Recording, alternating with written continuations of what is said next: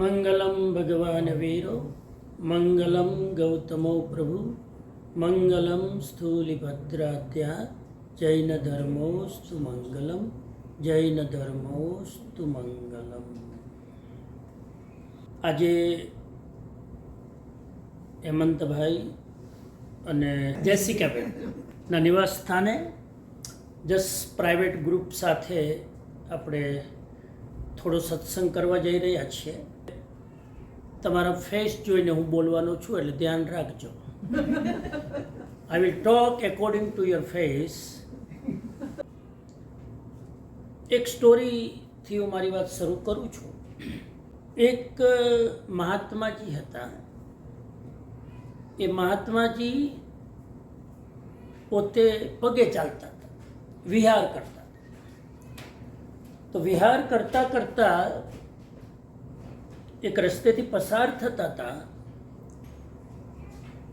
તો આગળ જતાં જતાં એને જોયું કે ત્યાં કોઈ ગ્રેવયાર્ડ છે, શમશાન ઘાટ છે. અને એ શમશાન ઘાટમાં ઘણા બધા લોકોની બોડી દફનાવેલી. અને દરેક જે ગુજરી ગયા એની જગ્યા ઉપર અલગ અલગ એનો પ્લેગ લગાડેલા, પ્લેજ કરેલા. અને પ્લેજ ઉપર કંઈક લખેલું. એટલે સાધુ મહારાજ નજીક જઈને જોવે છે કે શું છે આ પ્લેજમાં, શું લખ્યું છે. એની ક્યુરિયોસિટી થઈ. તો એને જોયું ત્યાં લગભગ 100-200 લોકોની ત્યાં સમાધિ હતી. અને અલગ અલગ એમના નામ લખેલા. નામની નીચે એ કેટલા વર્ષ જીવ્યા એની ઉંમર લખેલી. તો એને વાંચ્યું તો એને નવાઈ લાગી. કોઈકની ઉંમર 2.5 વર્ષ, કોઈકની ઉંમર 3 વર્ષ, કોઈકની ઉંમર 3.5 વર્ષ, કોઈકની ઉંમર 4 વર્ષ. 5 વર્ષથી બધા જ નીચેના લોકો ગુજરી ગયા. મોટી ઉંમરનું કોઈ નહોતું.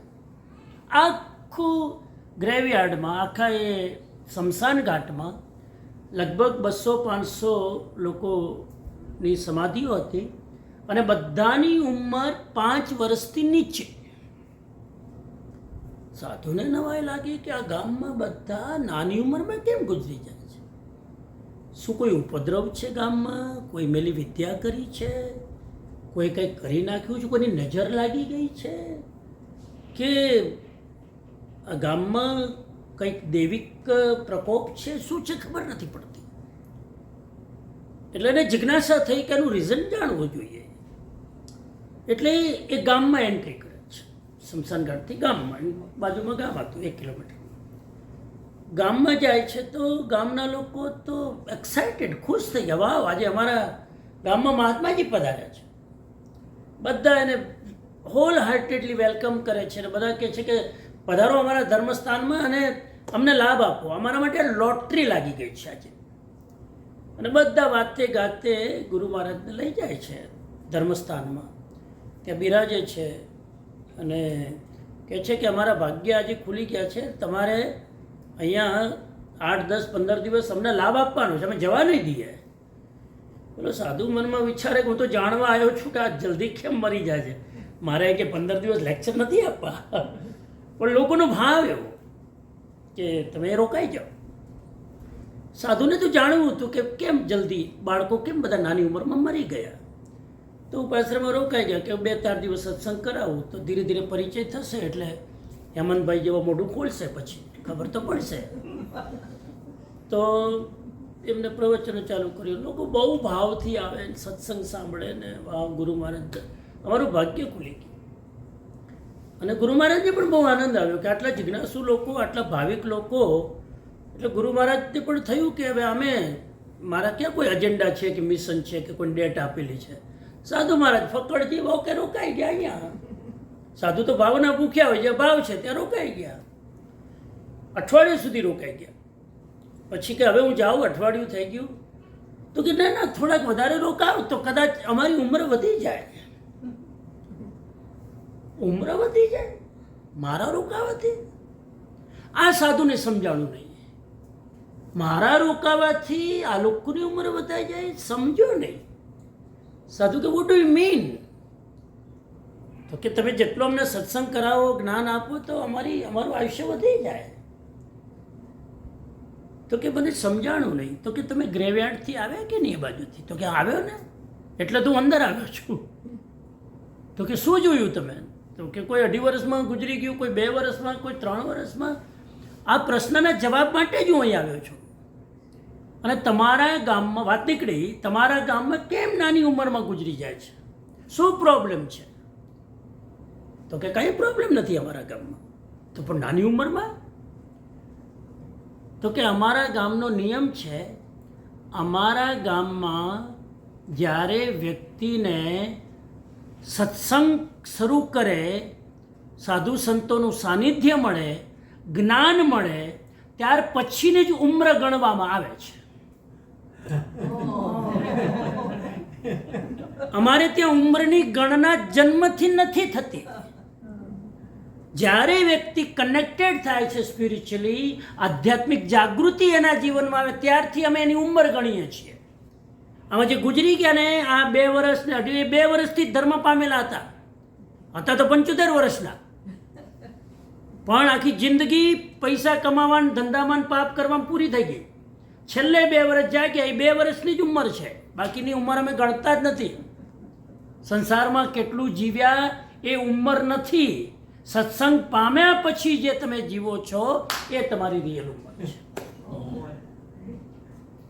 એટલે હવે ક્યારે કહેતા નહીં કે મારો 70 બર્થડે, મારો 80th બર્થડે, મારો 75th બર્થડે છે. જે ક્ષણે હું ધર્મના મર્મને પામું છું, મારી સમજણ ડેવલપ થાય છે, મારી અંદર અન્ડરસ્ટેન્ડિંગ આવે છે, વિવેક જાગે છે કે શું કરવા યોગ્ય છે, શું કરવા યોગ્ય નથી, સાચું શું, ખોટું શું, મારે શું કરવું જોઈએ, what is my duty and what is not. એ જ્યારે ભાવ જાગે ત્યારે માણસની સાચી ઉંમર શરૂ થાય છે. બાકી તો શ્વાસ લઈએ છીએ, આપણે જીવીએ ક્યાં છીએ? શ્વાસ લેવાને જીવન ના કહેવાય, તો જાનવર જીવે છે. એક બીજી વાત, એક માણસ બહુ સ્માર્ટ, બહુ હાર્ડવર્કિંગ કરવાવાળો, પુણ્ય પણ એનું સારું, જ્યાં મહેનત કરે, જ્યાં હાર્ડવર્ક કરે, જ્યાં હાથ નાખે ત્યાં પૈસા બનાવે. અને વિધિને 5-10 વર્ષમાં એ કરોડપતિ થઈ ગયો. કરોડપતિ થઈ ગયો એટલે એને ટેમ્પટેશન જાગ્યું, એને લાલચ જાગી કે હું તો જ્યાં ઇન્વેસ્ટમેન્ટ કરું છું ત્યાં મલ્ટીપ્લાય થાય છે. તો એમાં ખોટું શું છે? કમાવા લાગ્યો ને ઓવરટાઈમ કરે ને જાગે ને. હવે તો નોટ છાપવાની વાત છે, જ્યાં હાથ નાખો ત્યાં મલ્ટીપ્લાય. ઘણાનું પુણ્ય એટલું પ્રબળ હોય કે જેટલી મહેનત કરે સીધું જ મલ્ટીપ્લાય. નશો થઈ ગયો પૈસા કમાવાનો, અને કમાઈને લોકો પૂછે તો જવાબ આપે કે આ બધું તો હું મારા પરિવાર માટે કરું છું, મારા ઘડપણ માટે સેવિંગ કરું છું, મારી જિંદગી એન્જોય કરી શકું એટલે કમાઉં છું, મારા બાળકોને ખુશ રાખી શકું, મારી અર્ધાંગીને ખુશ રાખી શકું એટલા માટે કમાઉં છું. આ બધું જ મારા માટે નથી, મારા ફેમિલી માટે છે, મારા સ્વજનો માટે છે, બધાના માટે એને ટાઈમ છે. પણ એને પોતાનું આ બધું કરવામાં, પોતાનું જીવન જીવવા માટે ટાઈમ નથી. એમ કરતાં ઉંમર થઈ 75 વર્ષ. એકવાર એ બ્લેન્કેટ ઓઢીને સૂતો હતો, ઊંઘ આવતી નથી, બેચેની, કાલે હું કરું, કાલે કયો પ્રોજેક્ટ કરવો, કાલે કયું ટર્ન ઓવર કરવું, એના માઇન્ડમાં તો એ જ ચાલતું હતું. પણ છતાં સૂવું તો પડે એટલે આમ ઊંઘ લેવાની કોશિશ કરતો હતો, ઊંઘ આવતી નથી, બેચેની, અજંપો. અને એટલામાં જોયું તો કોઈ એનો બ્લેન્કેટ ખેંચ્યો. બ્લેન્કેટ ખોચ્યો તો જોયું સામે યમરાજ ઊભા હતા.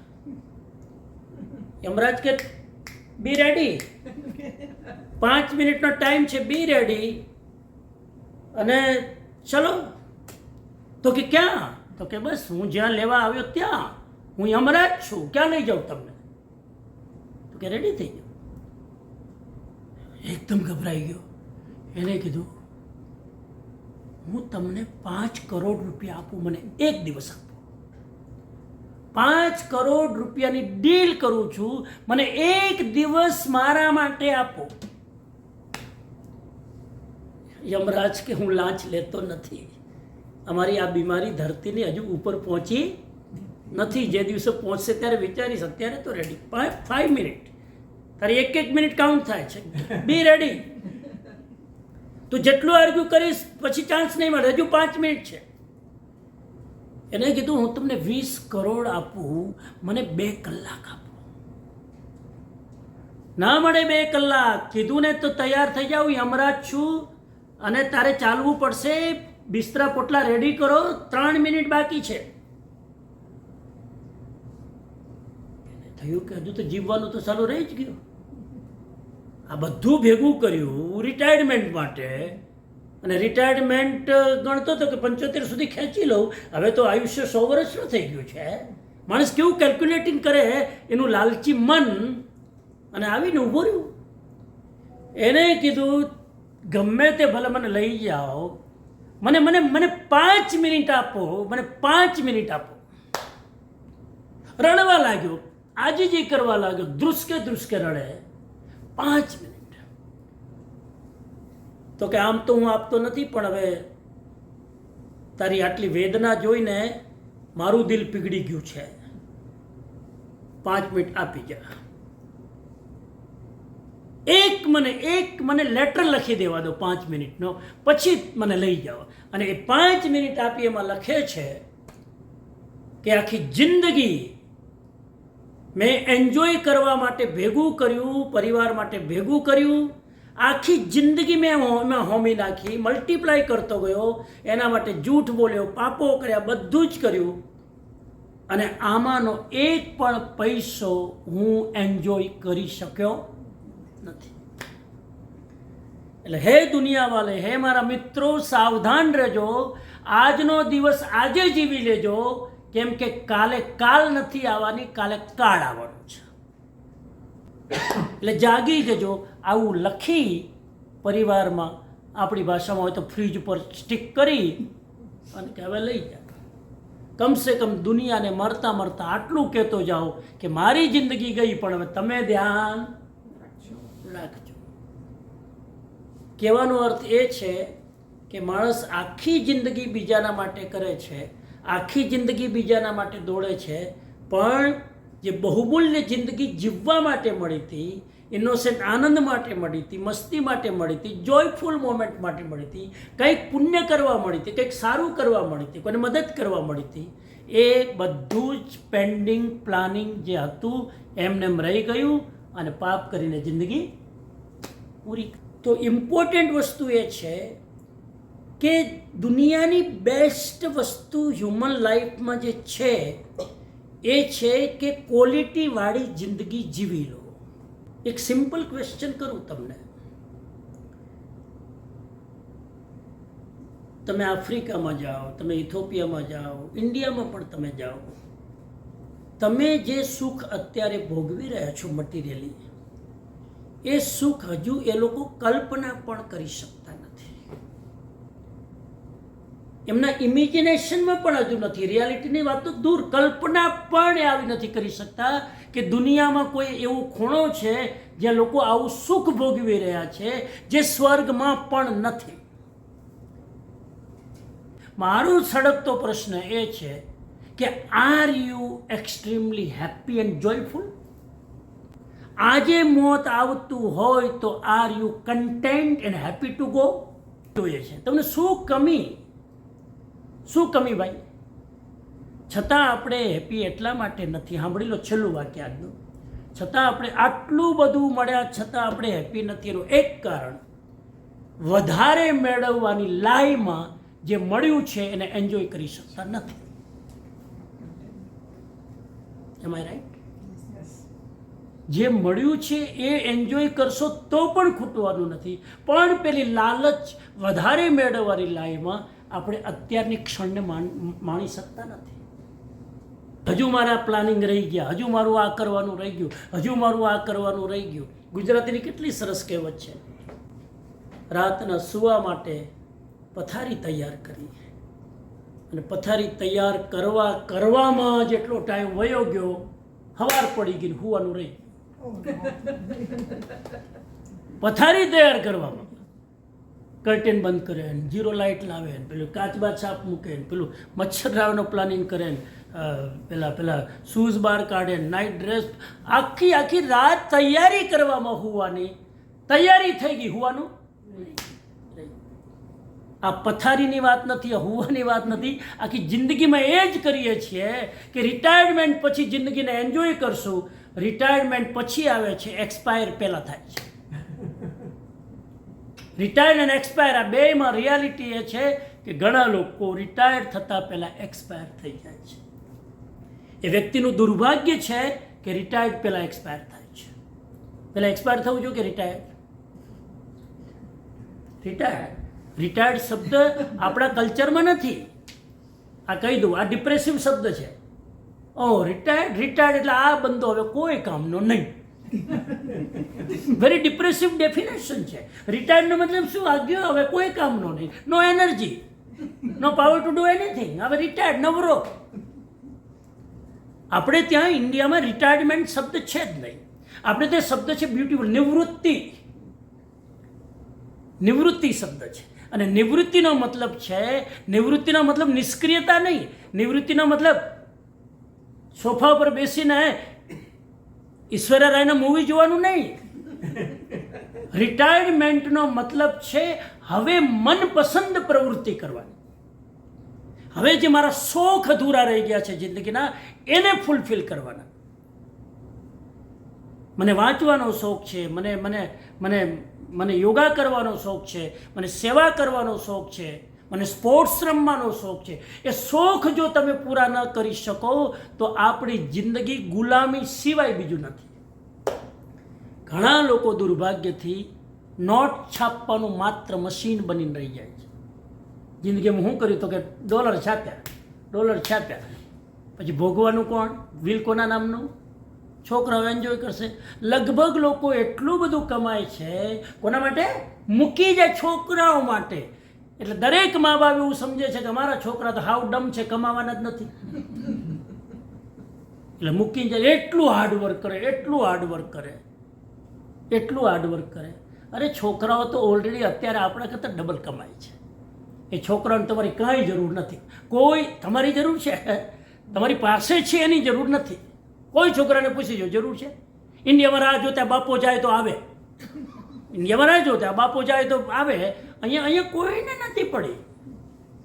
ભલે ને બાપો 10 બેડરૂમના મકાનમાં રહે તો એનો છોકરો આરામથી એપાર્ટમેન્ટમાં એન્જોય કરે છે, અને કાંઈ પડી નથી. દોડતા હતા ત્યારે લાગતું હતું એવું કે મારા જેવું સમર્થ કોઈ નથી. દોડતા હતા, બિઝી હતા, એક્ટિવ હતા, જોબ કરતા હતા, બિઝનેસ કરતા હતા. દોડતા હતા ત્યારે લાગતું હતું એવું કે મારા જેવું સમર્થ કોઈ નથી. પણ સેજ નવરા પડ્યા તો લાગ્યું કે આટલું દોડ્યા એનો કોઈ અર્થ નથી. નવરા પડીને થોડાક ઇન્ટ્રોસ્પેક્શન કરો ને તો લાગે કે આ દોડીને શું હાથમાં આવ્યું. એટલે આજનો મારો મુદ્દો છે કે આજની જિંદગી આજે જીવી લો. જેના માટે જે કંઈ કરવા યોગ્ય છે આજે કરી લો. કાલ ઉપર ટાળવાનું.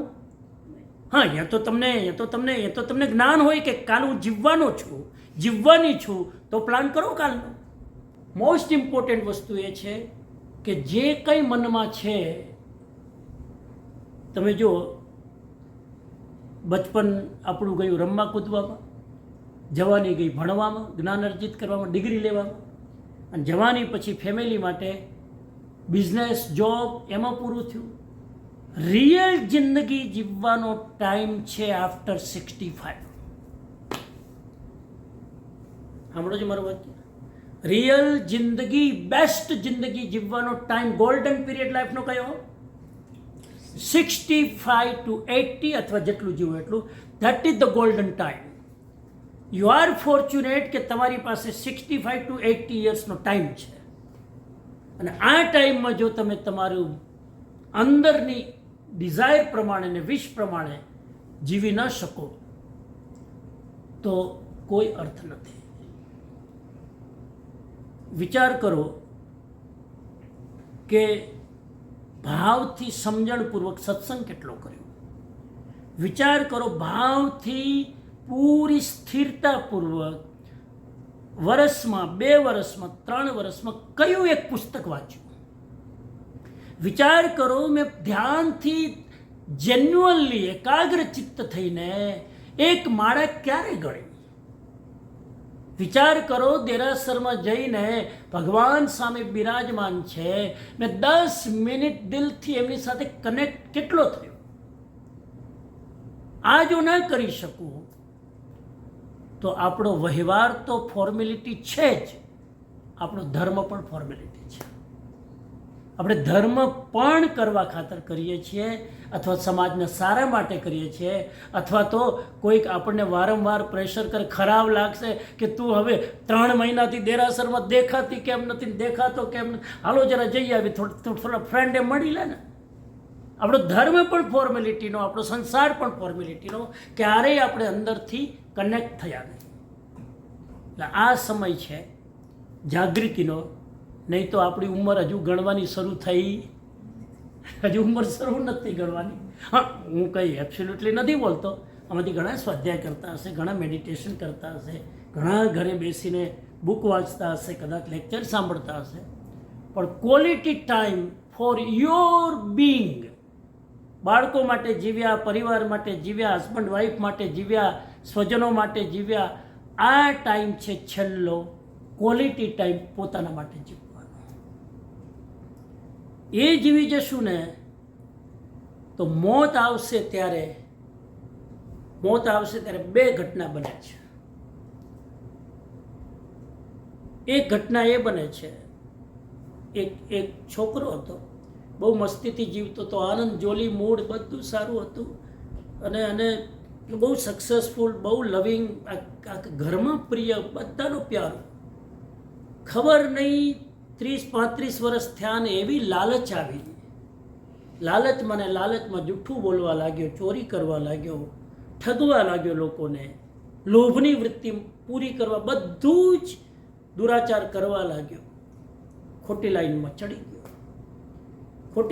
ચડી ગયો ને અચાનક 60 વર્ષની ઉંમરમાં કોલેસ્ટ્રોલ ને બ્લડ પ્રેશર ને શુગર, મરવાની અણી આવી. ડૉક્ટરે કીધું કે હવે 2 મહિના છે. મરતા પહેલાં વિચાર કરે છે, જિંદગી મળી હતી પણ એ જિંદગી હું હારી ગયો.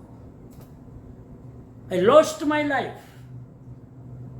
કદાચ આપણું જ્યારે પણ મૃત્યુ આવે એના પહેલાં ભગવાન કે એક્સપ્રેસ યોર ફિલિંગ, ત્યારે આપણે શું એક્સપ્રેસ કરશું? હું તો એવું વિચારું છું, મારી સામે આવીને મને કહે કે હાલ, હું વિચારું યાર મજા આ ગયા, यार जिंदगी मिली थी इस हिल स्टेशन पे आके मजा आ गया. एक साधु तरीके હું જો કહી શકું કે યાર મજા આ ગયા, જિંદગી મળી હતી, ભલે 60-65 જીવ્યા પણ મજા આ ગયા. એ ડાયલોગ નીકળે કે યાર જિંદગી ખતમ કર દી. એ આપણે નક્કી કરવાનું છે, એ આપણે વિચારવાનું છે. અને એના માટે આ બધું જ કરીએ. 2-3 વસ્તુ કરવાની છે. હવે હોમવર્ક આપી દઉં પછી આપણે પૂરું કરીને. પહેલી વસ્તુ એ કરવાની છે કે 24 કલાકમાં 2 ટાઈમ 10-10 મિનિટ તમારી જાતને આપો. હું બહુ મોટી ભીખ નથી માંગતો, ના ભીખ મારા માટે નથી, તમારા સ્વાર્થ માટે છે. 24 કલાકમાં 10-10 મિનિટના 2 slot, 20 minute only is call me time. What it call? Me time. WhatsApp time નહીં, ઇન્સ્ટાગ્રામ ટાઈમ નહીં, ફોન ટાઈમ નહીં, ડિનર ટાઈમ નહીં, પાર્ટી ઇઝ મી ટાઈમ. આ 20 મિનિટ બ્રહ્મા પણ આવે તો કહેવાનું 10 મિનિટ વેટ કર, I following my me time, wet.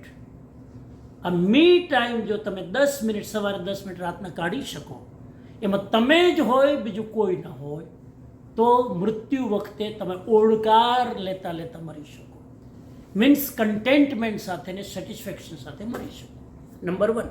Number 2, બીજું નક્કી કરો, વીકમાં 1 વાર મિનિમમ 3 પાના. How many pages? 3 પેજીસ. વીકમાં એક જ વાર 3 પેજીસ તમારી લાઈફ સ્ટોરી લખવાની. આમાં કોઈ વસ્તુ ના થાય તો મને કહેજો, એટલે હું બીજું હથિયાર અપનાવું છું. આમાં કોઈ વસ્તુ એવી નથી બતાવતો કે તમે કરી ન શકો. 3 પેજ અઠવાડિયામાં રોજ લખી શકો. આપણે નવરાજ છીએ, કામ જ નથી કાંઈ. જે લોકો રિટાયર્ડ છે, બાકી થવાની તૈયારીમાં છે, બધા પ્લાનિંગ કરી રહ્યા છે. 3 પેજ અઠવાડિયામાં તો લખાય જ. એકવાર બેસો ડાયરી, અને ડાયરીમાં લખવાનું, ફોનમાં નહીં. હવે આપણા આંગળાના જે અક્ષરો લખવાની જે આપણી આર્ટ હતી, આપણે ગુમાવી ગયા. હવે આ ડિજિટલ ટક ટક ટક નહીં. તમે જ્યારે હાથથી લખો છો ત્યારે અક્ષરો નથી નીકળતા, એની અંદર તમારી જિંદગીના સંસ્કારો અને ફિલિંગ બહાર આવે છે. ઇંગ્લિશમાં લખો, ગુજરાતીમાં, જે તમને ફાવે, પણ લખવાનું. આજે પણ હું તમને એક મેસેજ કરું, એનો ડિજિટલ મેસેજ, અને હાથથી લખીને બ્લેસિંગ મોકલું, તો શેમાં રાજીપો વધારે થાય? બોલો. ઓબ્વિયસલી એમાં વધારે લાગણી દેખાય છે, એમાં ભાવ દેખાય છે. આમાં તો તમે એઆઈમાંથી કઈ એનો કોપી પેસ્ટ કરીને સીધું કરી શકો, આમાં તો ના કરી શકાય. તો ડાયરી, તમારી લાઈફ સ્ટોરી. તમારી લાઈફમાં તો કેટલા એક્સપિરિયન્સ થયા હશે. હું ઘણીવાર કહું છું, દરેક વ્યક્તિની જિંદગી એ પોતે બાઇબલ છે. You write your own Bible. આમાં દરેક વ્યક્તિ અઠવાડિયામાં 3 પાના લખે તો જેટલું આયુષ્ય છે ત્યાં સુધી તમારું બાઇબલ તૈયાર થાય કે નહીં? ગાંધીજી જેલમાં હતા ને લખતા હતા તો આપણને સત્યના પ્રયોગો પુસ્તક પ્રાપ્ત થયું. ગાંધીજીની જીવન, સત્યના પ્રયોગો, કેટલા બધા પ્રસંગો એને લખ્યા છે, ખરાબ અને સાચા બંને. પછી લખવામાં હિંમત હોવી જોઈએ, સાહસ, કે તમે જો ખોટું કર્યું એને પણ પોઝિટિવલી લખો, કે મારાથી આવી ભૂલો પણ થઈ છે. બાળકો એ ભૂલો વાંચીને શીખશે કે આવું ના કરાય. તો આ બીજો પ્રોગ્રામ કરવાનો. ત્રીજો પ્રોગ્રામ કરવાનો છે કે એટલીસ્ટ એવરી ડે સૂતા પહેલાં એક વ્યક્તિને યાદ કરીને એને ગ્રેટિટ્યૂડ કરવાનું. રોજ આખી જિંદગીમાં સવારે 6 વાગે ઉઠો ત્યારથી 10 વાગ્યા સુધી કોઈક એક વ્યક્તિ તો હોય છે કે નહીં, કે જેના વગર આજે તમારો દિવસ વધારે મિનિંગફુલ ના થયો. બોલો, એ એક વ્યક્તિ હોય કે નહીં? બોલો, કેમ સિરિયસ થઈ ગયા? ના હોય.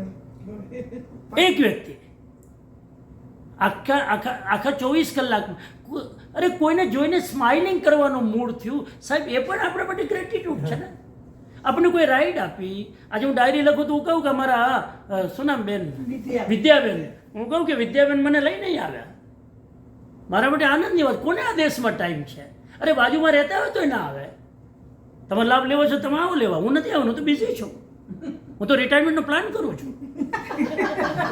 3 વર્ષ પછી કહેજો, હું આરામથી એનો સ્વામીજીને એનો બધે ફરીશ.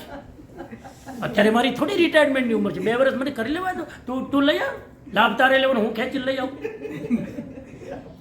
પણ આ જે આ સામાન્ય વાત નથી. Don't take it lightly. એને પણ તમે નોટ કરો, એની પણ નોંધ લો. આ ગ્રેટિટ્યૂડ છે ને, હું હંમેશા કહું છું, તમે પણ તમારી જિંદગીમાં ડાયરી લખો ને ત્યારે ચેક કરજો.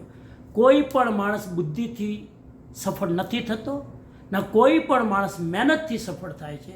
તમે જેટલું ગ્રેટિટ્યૂડ કરો ને એનાથી તમે કામયાબ થાવ છો. અને થાળીમાં ભોજન આવ્યું, એક 30 સેકન્ડ તો કાઢો કે આ ફૂડ મારી સામે આવ્યું છે. દુનિયામાં કેટલા લોકો ભૂખ્યા સૂઈ જાય છે, મને ભોજન મળ્યું છે, થેન્કફુલ. અન્નનો આભાર માનો. અન્ન, થાળી કોણે તૈયાર કરી, બનાવ્યું કોને, કે ઉગાડ્યું કોને, દળ્યું કોને? જાઓ તમે તો સાહેબ, આપણને થશે કે અહંકાર કરવા જેવું કંઈ છે જ નહીં. 50 લોકો જ્યારે મારી લાઈફમાં આવે છે ને ત્યારે હું જીવી શકું છું. અહંકાર છે ને ભાઈ? જન્મ બીજાએ આપ્યો. હા ભણજો, તમને જોઈને મેં કીધું ઘણું બધું યાદ આવે છે. જન્મ બીજાએ આપ્યો, બરાબર. નામ બીજાએ આપ્યું. તમારું નામ કોણે આપ્યું? તમે આપ્યું. આપણું નામ બીજાએ આપ્યું. આપણી કેર બીજાએ કરી. હું ટટ્ટી પેશાબ કરતો તો મારા કપડાં બીજાએ સાફ કર્યા, મને ઊંઘ બીજાએ આપી, કોઈના સહયોગથી હું સૂઈ શક્યો, મને એજ્યુકેશન બીજાએ આપ્યું, મારી ફી બીજાએ ભરી જિંદગીભર, મને મોટો બીજાએ કર્યો, જોબ મને બીજા કોઈ આપ્યો, મારી ઓલ્ડ એજમાં મારી ટ્રીટમેન્ટ બીજા કોઈએ કરાવી, બધું જ. અને હું મરી જઈશ ત્યારે પણ એકલો નહીં જઈ શકું, ત્યાં 4 જણા ખભે ઉપાડશે ત્યારે હું એ પણ બીજા લઈ જાય, અરે લાકડાય બીજા બાળશે. બધું જ જન્મથી લઈને મૃત્યુ બીજા વગર નથી થતું. અહંકાર શેનો અહંકાર કરવા જેવું છે કંઈ? એટલે નમ્રતા સિવાય કંઈ નથી કે આ બધાના સહયોગ વગર હું એક સ્ટેપ ના ચાલી શકું. આ દેશમાં આટલા સરસ મિત્રો આપણી લાઈફમાં ન હોય, તમે જીવી શકો? ભલે ને કરોડોનો રૂપિયા હોય, કરોડો રૂપિયાથી જીવાતું નથી. મિત્રો સારા હોય, સર્કલ સારું હોય તો આ દેશમાં જીવી શકાય. નહીં તો આ દેશમાં તો ડિપ્રેશન તો આપણા દરવાજા પર ઇંતજાર કરી રહ્યું છે. ખોલ દરવાજો, ઘૂસવા તૈયાર છો. જો જરાક ચૂક્યા તો અહીં તો ડિપ્રેશન છે. એટલે આ કરવા યોગ્ય કામ આ કરી લેવાનું. તો એવરી ડે સૂતા પહેલાં લખવાની જરૂર નથી, લખો તો સારું. ગ્રેટિટ્યૂડ ડાયરી આવે છે આજકાલ, તમે જર્નલ આવે છે, ગ્રેટિટ્યૂડ જર્નલ. તમે એક વ્યક્તિને, અને એ વ્યક્તિને શા માટે ગ્રેટિટ્યૂડ કરો છો, રીઝન નોટ કરવાનું. એમ નહીં ખાલી આમ થૂકને જે ઉછાળવાનું નહીં, થેન્ક યુ એમ નહીં.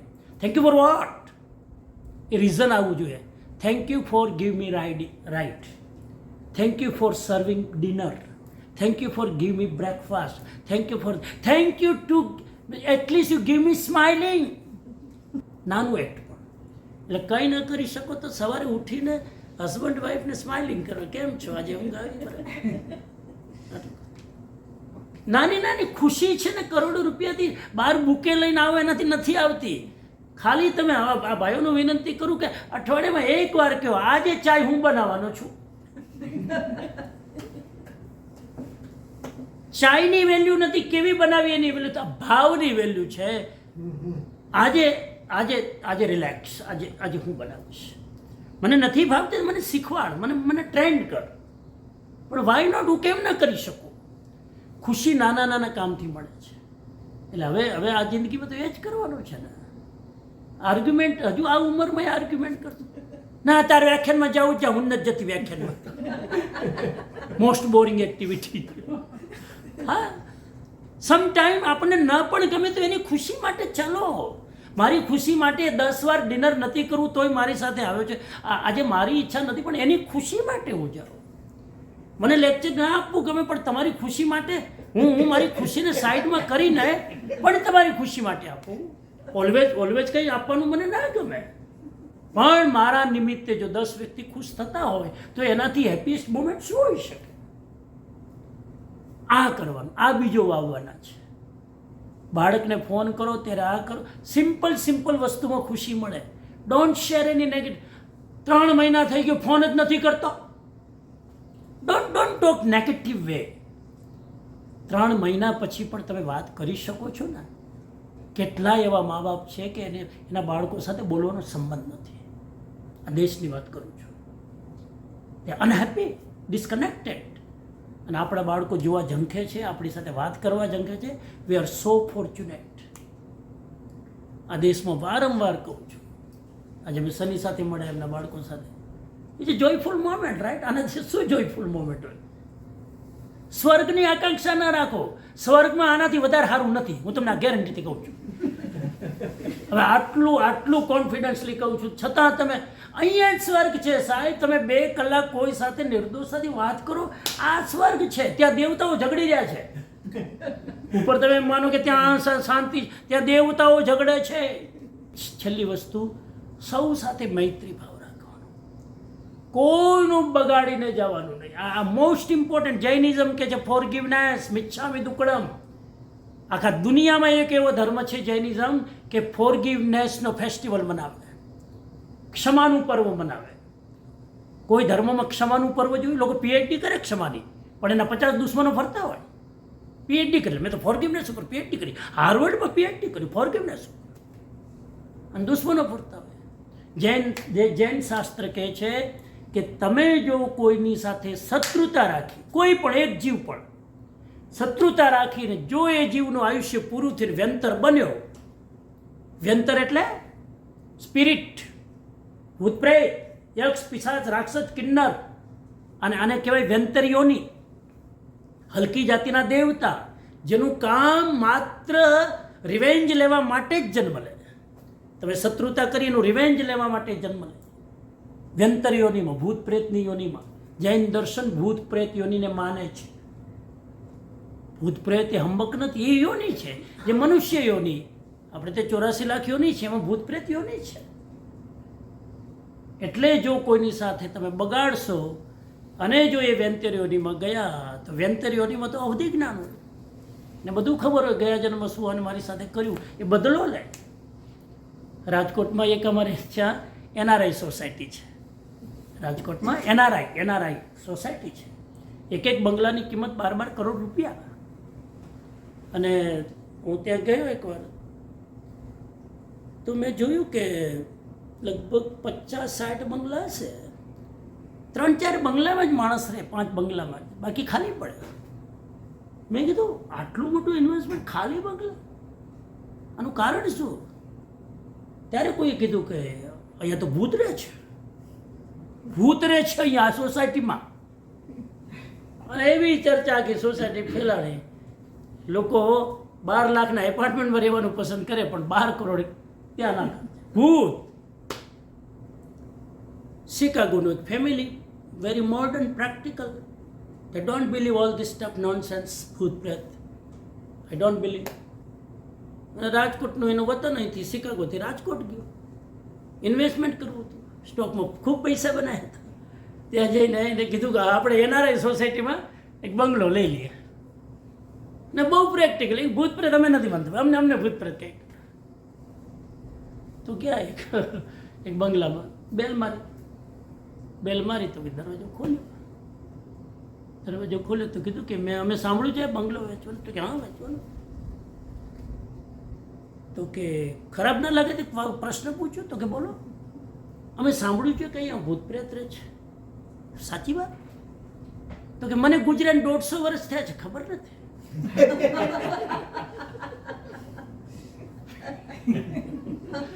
મને ગુજરાત 150 વર્ષ થયા છે. પેલા ધામદેવ દરવાજો બંધ કરીને ભાગ્યા. એ ભૂત પ્રેત જ હતું, 150 વર્ષ પહેલા ગુજરી ગયો હતો અને ભૂત બનીને ત્યાં બેઠો છે. મારો કહેવાનો મતલબ એ છે, આ તો જોક્સ જ છે, પણ મારો કહેવાનો મતલબ એ છે કે આ દુનિયામાં સ્પિરિટ છે. જૈનિઝમ માને છે. તમને 12 દેવલોકનું જો વર્ણન સાંભળ્યું હોય અને નરકની અંદર વ્યંતરીઓનું વર્ણન સાંભળ્યું હોય જૈનિઝમનું, તો સ્પિરિટ છે. સ્પિરિટના 2 કામ છે, સ્પિરિટ બ્લેસિંગ પણ આપે અને સ્પિરિટ રિવેન્જ લઈને તમારી લાઈફ પણ ખતમ કરે. જો તમે આ જિંદગીમાં કોઈને દુશ્મન બનાવ્યા અને ભૂલથી એ સ્પિરિટ થઈ ગયો અને તમારી રેન્જમાં આવ્યો ક્યાંક કનેક્શનમાં, અને એને તો અવધિ જ્ઞાન પકડી જ લે દુનિયામાં ગમે ત્યાંથી. તમે અમેરિકા જન્મો ને ઇન્ડિયામાં પકડી જ લે. એના માટે ડિસ્ટન્સ છે જ નહીં. ખ્યાલ આવે છે ને? એટલે જૈનિઝમ કે છે દુશ્મની નહીં રાખવાની. વાય પ્રતિક્રમણ, વાય ભાવ પ્રતિક્રમણ, વાય મિચ્છામિ દુક્કડમ. એટલું બધું એમ્ફેસાઇઝ કર્યું છે કે ભૂલે ચૂકે કોઈનું અજાણતા પણ બગાડો. આ પ્રિન્સિપલ છે. ખામે મી સવ્વ જીવે સવ્વે જીવા ખમંતુ મેં. બગડી પણ ગયું હોય તો એને વોશ કરી નાખો, ડિલીટ કરી નાખો રાતના ઉઠતા પહેલાં. મિત્તિ મેં સવ્વ ભૂએ શું વૈરમ, મારી કોઈની સાથે વૈર નથી. આ મૈત્રીનો સિદ્ધાંત, આ મૈત્રી ભાવ લઈને આપણે ચાલીએ. તો બસ ઉપસંહારમાં એટલું જ કહું, અમારા જેવા અકિંચન સાધુ સંત પણ જો જિંદગીને માણી શકે, તમારી પાસે તો પુણ્યનો પ્રબળ ઉદય છે, બધું જ ભગવાને આપ્યું છે. હવે એને એન્જોય કરવાનું છે, એનો લાભ લેવાનો, ક્ષણે ક્ષણે જીવવાનું. Life is itself is a celebrate. જિંદગી પોતે જ સેલિબ્રેશન છે. વેકેશનમાં જાઓ ત્યારે સેલિબ્રેટ નથી કરવાનું. સેલિબ્રેટ ક્યારે કરવાનું જિંદગીને? એવરી મોમેન્ટ સેલિબ્રેટ કરવાનું છે. આ માઇન્ડ સેટ કરી લો. અહીં આવ્યા સેલિબ્રેટ, અહીંથી ડ્રાઈવ કરશો ને આમ અરે એન્જોય કરતા જાઓ આજુબાજુનું ઓક્સિજન ને એ ગ્રીનરી. હા, ઘરે પહોંચીએ તો શાંતિ થાય. એટલે અહીંયા રસ્તામાં શાંતિ કરીને ઘરે પહોંચ્યા પછી શું છે? ઘરે પહોંચ્યા પછી તો આર્ગ્યુમેન્ટ જ 2 જણા ભેગા થઈને કરવાના. અહીંયા એન્જોય કરો ને. તમે ટેસ્લા ગાડી આરામથી ઓટો પાયલોટમાં મૂકીને એન્જોય કરતા જાઓ ને. ઘરે જઈને કંઈ નથી કરો. ઘરે જઈને થાકી પાકીને સૂઈ જવાના છો. આપણે હંમેશા ટાળીએ છીએ. હેપીનેસને ઓલવેઝ પોસ્ટપોન્ડ કરીએ છીએ. હેપીનેસને પોસ્ટપોન્ડ નથી કરવાની. અને હેપીનેસ એ કોઈ ડેસ્ટિનેશન નથી. Every step of life is a happiness. મારો ડાયલોગ યાદ રાખો, happiness is a journey, is not a destination.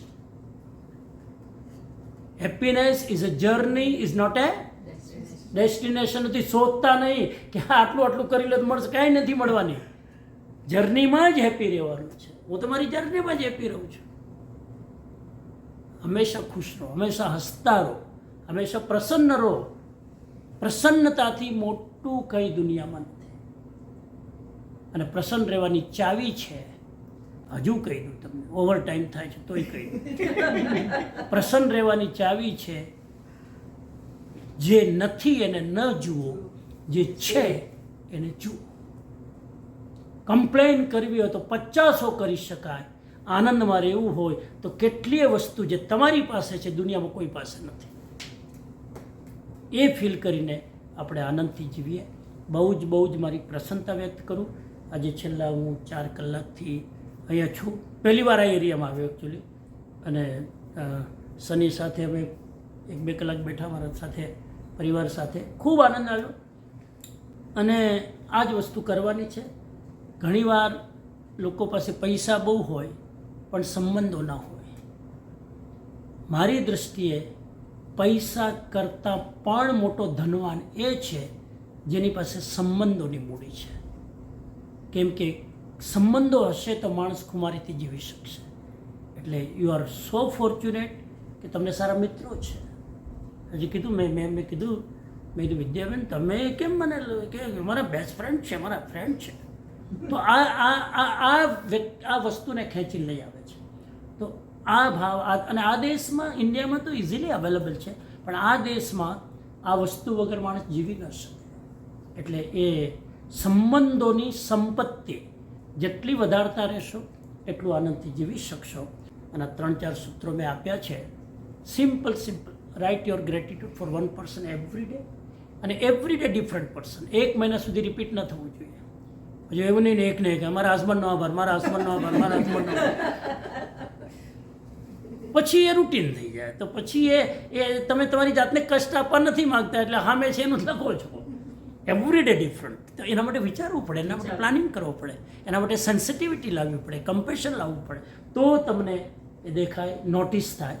તો એ દિશામાં આપણે આગળ વધીએ. ખૂબ ખૂબ આભાર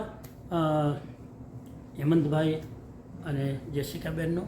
ખૂબ આભાર વિદ્યાબેનનો કે આ ટીમ વર્ક સાથે તમને બધાને ઇન્વાઇટ કર્યા. દૂરથી ક્યાંથી આવ્યા છે લોકો, 1-1.5 કલાક ડ્રાઈવ કરીને. બધાનો આભાર. બસ આ સાધર્મિક પ્રેમ, સાધર્મિક વાત્સલ્ય જાળવી અને જેટલું બને એટલું સ્પિરિચ્યુઅલી આપણે આગળ વધીએ એ ભાવ સાથે મારી વાતને વિરામ આપું છું. ઓમ શાંતિ. અમે પણ તમારો ખૂબ આભાર માનીએ છીએ. અને જ્યારે શિકાગો આવો ત્યારે મારું ગત હંમેશા માનીએ. Thank you.